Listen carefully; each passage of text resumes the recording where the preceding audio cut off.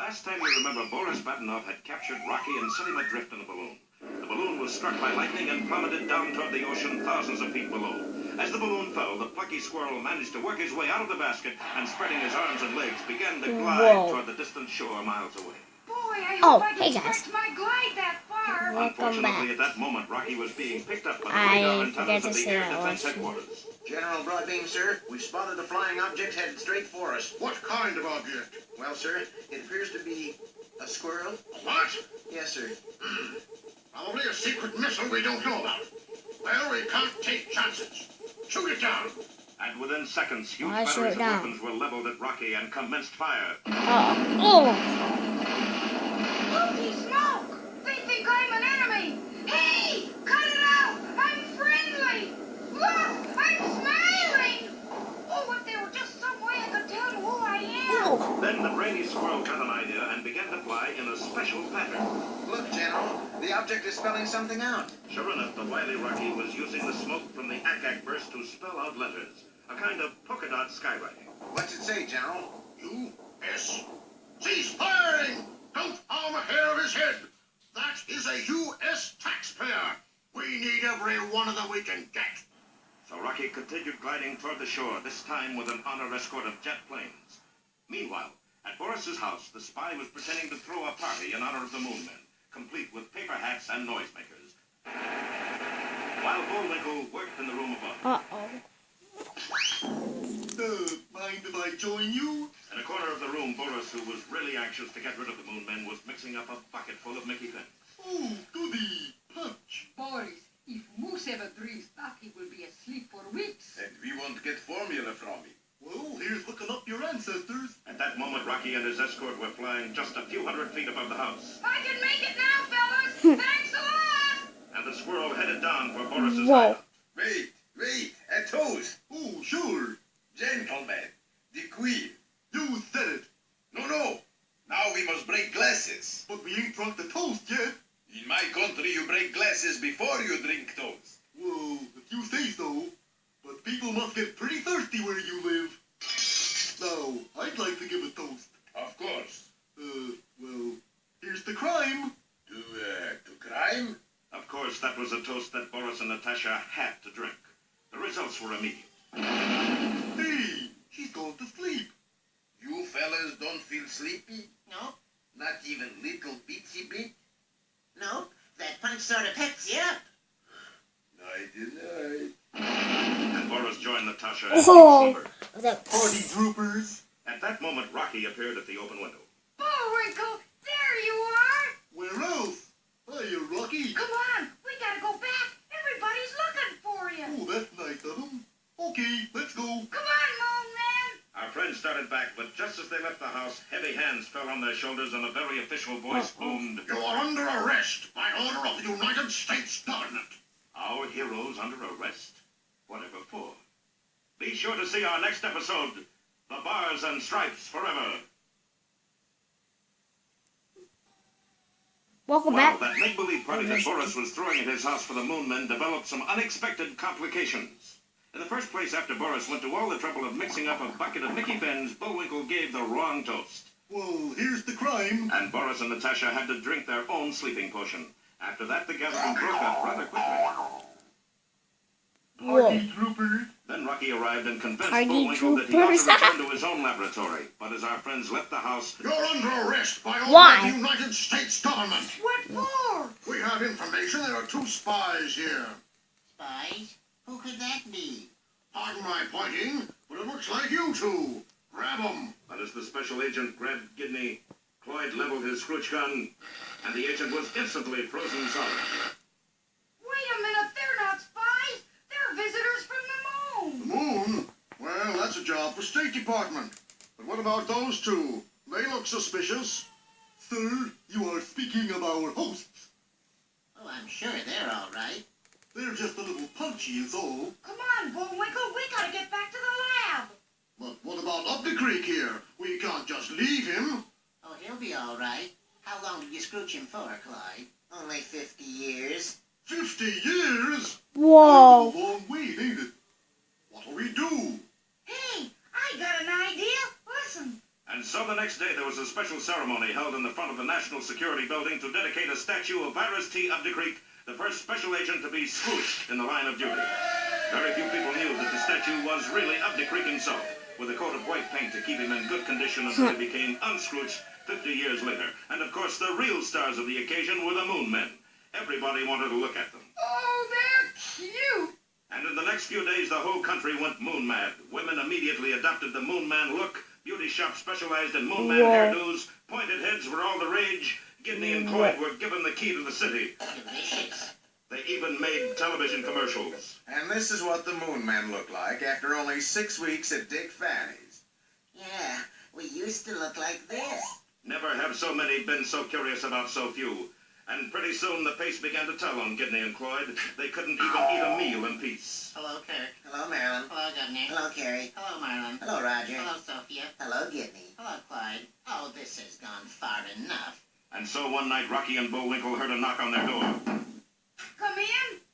Why, it's the Moon Men. How do you like it here on Earth so far? It's so wonderful we can't stand it anymore. Look, I've got circles under my circles. And from shaking so many hands, look, sagging fingers. So we've got to leave now. Ew. Toodaloo. You don't understand. When I say we, I mean all of we. You too. Us? How come? Well, we can't just leave you here to discover the rocket fuel, you know. But I was just now sending out my laundry. Oh well, I guess they can forward it. Quickly now. And the two Moon Men marched our friends to the field where they had hidden their strange spacecraft. Get in. I don't suppose we could pay now and fly later. In. I didn't think so. The door slammed shut, and with an unearthly sound, the spaceship with our heroes aboard zoomed straight up. Its destination, Sorry, I keep the saying moon. that, guys. Don't fail to see our next episode. Hello out there, or there's no place like space. Uh-oh.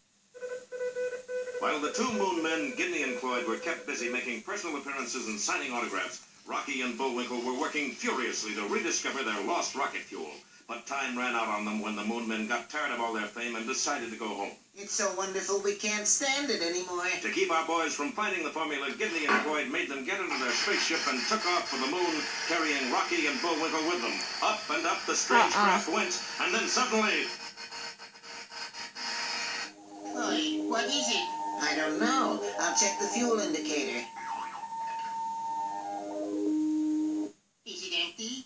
According to this, we owe it 2 gallons. Impossible. Stand by to land. With its fuel gone, the spaceship dropped quickly down. I'm gonna shake when it falls. Bullwinkle, are you all right? I guess so. Is this the floor where we get off? It sure is. Ha! Come on. One moment. You can't scare us with that anymore. If we can't get to the moon, neither can you. You know they're right, Cloyd. You mean we're stuck here? Looks like.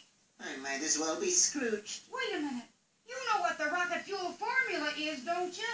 Yes, but... Well, why didn't you tell us and we'll make some for you? Well... What do you got to lose? Sure, the worst you can wind up with is a mess of fudge cake. All right, but I certainly wish I knew what happened to our fuel. Well, if Gidney had happened to glance outside, he would have found out right away. For 2 familiar figures were scurrying off, carrying between them the fuel tank which they had removed from the Moon Men ship. Well, Boris, we have done it again. I certainly have. We still don't have the formula. Who needs it? We got think of the fuel itself. Now let's check timetable to see what time leaves next submarine. Meanwhile, back in the disabled spaceship, I got Rocky an had itch. just finished reading the formula for the rocket fuel. Well, we can get all the ingredients, I think, except this one. What's that? Mooseberry juice. Mooseberry juice. Heck, that's easy. Oh, not as easy as all that. There's only one place in your whole country where it grows. Where's that? Near a little town called Frostbite Falls. Frostbite Falls? You know it? Know it? It's our hometown. Yup, right here in Minnesota. Bullwinkle, that's Florida. Well, if they're going to keep adding states all the time, they can't expect me to keep up. Minnesota's up here. Where's Frostbite Falls? I don't see it. What's the population? 23? Here, better use this microscope. And while Bullwinkle searched for the location of the country's only mooseberry patch, Boris and Natasha were sitting in a rowboat a couple of miles offshore. Keep your eyes open, Natasha. The The submarine should be surfacing any minute. But darling, how can I see in all this fog? You should have eyes like mine, Natasha. They don't miss one teensy tiny little thing. Big things, yes, but little things, no. All right, you two, get below. It's all yours. You're not coming? You're leaving, he's leaving, I'm staying. Somebody's got to mind the store. And so the two spies carefully stowed the explosive rocket fuel and headed the midget submarine across the ocean toward its sinister destination. While our friends were still figuring out how to get to Frostbite Falls, be sure to see our next episode, A Creep in the Deep, or Will Success Spoil Boris Badenov? Last time you remember, Boris and Natasha, those two no-goodniks, stole the secret rocket fuel right off the Moonmen's spaceship, took it aboard a submarine, and headed off across the ocean. In the meantime, Rocky had convinced the Moonmen to show him their formula. We can get all these ingredients, I think, except this one. The exception was mooseberry juice, made from the berry of a bush that grew in only one place in the whole country. Near a little place called Frostbite Falls. The boys were delighted to hear this, for Frostbite Falls, Minnesota was their hometown. Quickly, they started making plans to get the mooseberry juice. But on the submarine, Boris wasn't as cheerful as he could have been. Boris, darling, why so sad? I got feeling there is something I forgot. What could it was? I don't know, but something. Cheer up, darling. When we get back, you will get big medal. Medals I got for burning down orphanage, for kicking small dogs, for taking candy from babies. Who needs medals? But still is great day. You're right, Natasha. Send radiogram to Central Control. Ready? Ready. Quote. Got it. Unquote. For same money, you get 8 more words. Okay. At this. Signed, Boris. Now, what was it I forgot? So Natasha sent a message, and an answer came right back. You fool. Is for you. Go back and kill moose. Oh, that's what I forgot. But how can we? It's easy, I'm afraid. We put on breathing apparatus, put sub on automatic pilot, and bail out. Geronimo! And while the two spies swam back toward shore, the submarine bearing its precious cargo continued on its way across the ocean. Back in Washington, our heroes were having a rough time getting underway.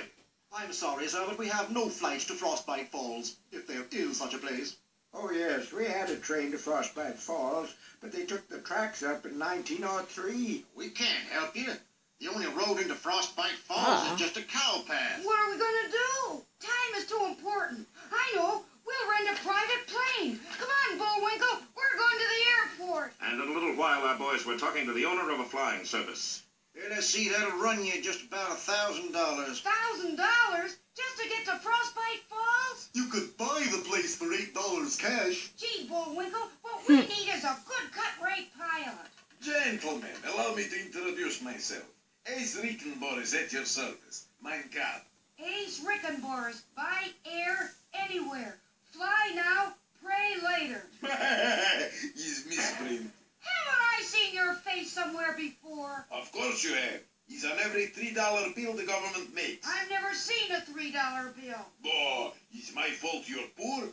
Come on, do you want to go or not? How much will it cost to take us to Frostbite Falls? You want round trip? Got any square ones? Round trip costs, how much you got? Well, altogether, about 85 cents. Yeah, you lucky kid.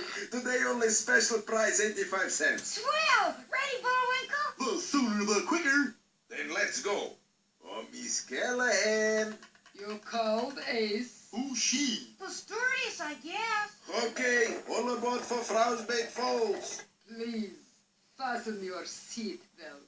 Well, the wily Boris had done it again. For although our heroes didn't know it, they were only one-way belts, and they were now locked in their seats.